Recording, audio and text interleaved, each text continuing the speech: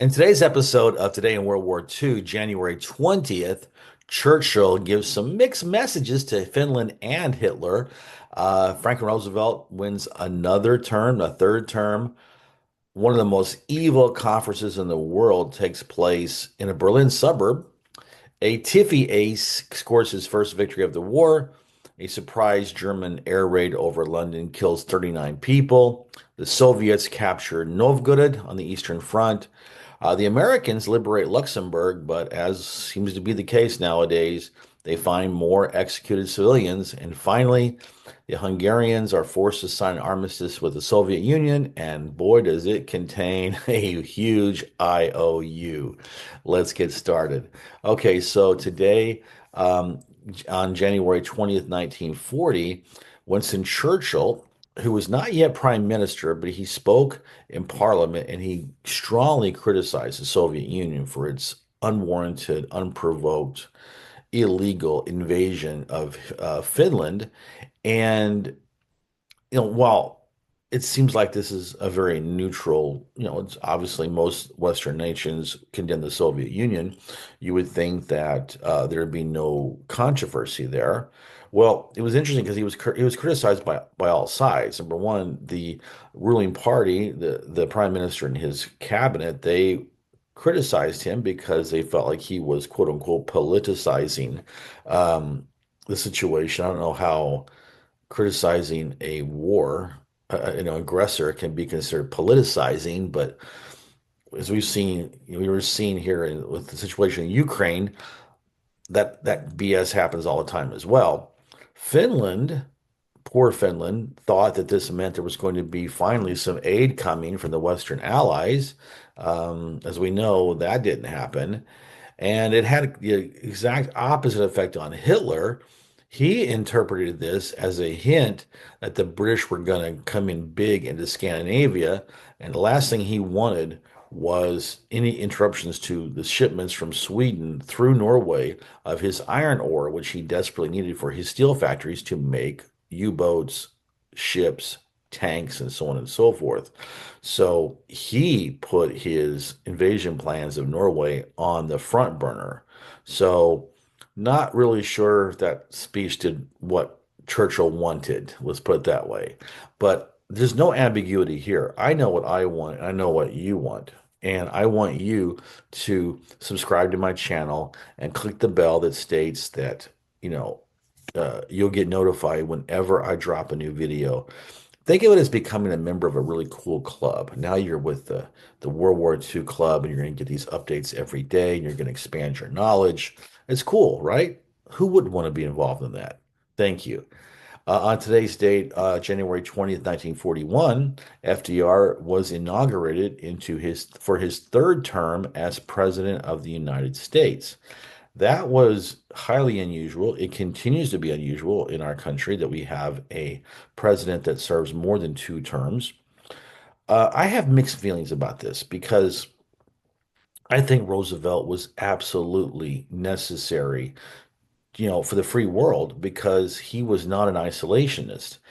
There's seems to always have been a rather large minority in the United States, no matter where we're at, what time period we're at, where they don't want to have any involvement with anything outside our borders. They're the American firsters, they're the isolationists.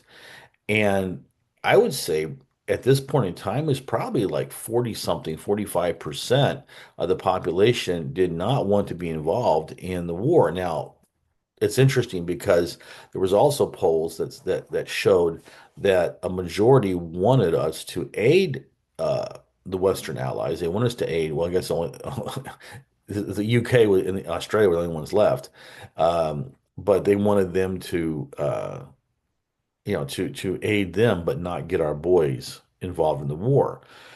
So I think that he played a very important role to keep England, the UK going and prepare us for war because he was moving, he was already getting laws passed in Congress to increase our naval armaments, and they got he's going to he's going to get the selective service law passed. I believe it's sometime this year. So that was important. But as he got older, he really lost his fastball, if to use a baseball term. And I think he was the worst president to negotiate with Stalin at, in late 40s, late 44, early 45, because he was dead in a few months after that.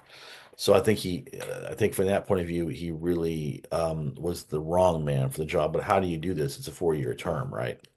So anyway, I know how you can do something very important, which is to like this video and to leave a comment.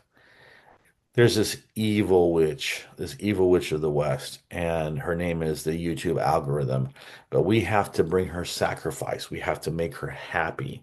And the way to do that is for people who watch my video just to click that little thumbs up and leave a comment because for her, the sacrifice is engagement. She says, "Oh, engagement. Okay, well, I'm going to show this man's content to other people." And that's what helped grow my channel. So I appreciate if you could do that for me. I would be very, very happy. Thank you. On January 20th, 1942, probably the most evil conference that ever took place in a suburb, took place in Wannsee, Berlin. It's a suburb of Berlin. And this was the meeting of the final solution. It was headed by, Reich Security Minister SS Obergruppenführer Reinhard Heydrich, probably one of the most evil men in the history of mankind. I mean, right up there with Hitler and Himmler. Anyway, he chaired the meeting, and they had various other administrative leaders in the various government departments. And what did they discuss? They discussed the final solution to the Jewish question.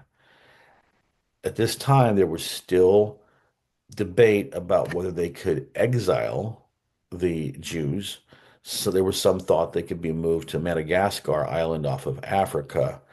But as we're going to see, even though all of the notes were supposed to be destroyed, there were a few participants that did not destroy their notes, and therefore they were able to be saved for history. But again, it just goes to show you just the pure evil that the Nazi Party was and what fascism is in general. All right, on January 30th, 1943, a Tiffy ace got his first kill, his first victory over a German 109. It was off the southern coast of England. A Tiffy means a typhoon fighter. A typhoon fighter was a very heavy fighter. It was better suited towards ground support than it was as a air supremacy fighter, but it did a good job when it was thrust into that role. And there was a RAF pilot named was Remy van Lierde, and he became a very successful ace in the Tiffy. And this was his very first kill. And no coincidence, on the same date, January 20th, 1943, the Germans sent a wave of fighters over to attack London, and these in daylight, which they hadn't done in a couple of years. They had bombs, so they were operating as in a fighter bomber role for this attack, and then after they dropped their bombs, and they could dogfight if necessary. Well, in this attack, one of the bombs dropped on a school in Lewisham, and it killed 5 teachers and 39 children, which was but the RAF, especially with the Typhoon Squadron that Remy van Lierde, who just got his first victory, was a member of. They really brought the hammer down on the Germans. They shot down 5 Focke-Wulf 190 fighters, and that put a premature stop to any more of these daylight hit and run fighter bomber attacks from the German side. On January 20th, 1944, the Soviet offensive continues. Let me tell you something. That 1944 offensive was pretty darn massive. And I mean, Kursk was the very last gasp effort to reestablish dominance on the Eastern Front. We'll cover this in the summer, but yeah, it did not work, and the Germans lost whatever advantage they had. And from then on, it was just a matter of time. And the Soviets were just unstoppable. On today's date, they captured Novgorod, which is, getting closer and closer to the Polish border. They would get to the Polish border by the end of the year. And after that, it was all over it was all over for the shouting after that point. And then on January 20th, 1945, American troops captured Diekirch, Luxembourg, and it seemed to be happening more and more at this stage of the war, especially during and after the Battle of the Bulge. Every time that the Allies would liberate a town, they would find dead civilians. In this case, there's about 12 to 15 civilians that were executed by the Germans. In this case, the Division of Infamy was a 208th Volksgrenadier Regiment. And so once the Americans came in and cleaned up the mess and got pushed the Germans out, the locals who had been under occupation for almost 6 years, say probably five, little over 5 years, they went out and rounded up all the collaborators, and a lot of them were jailed. Some of them were executed by vigilantes.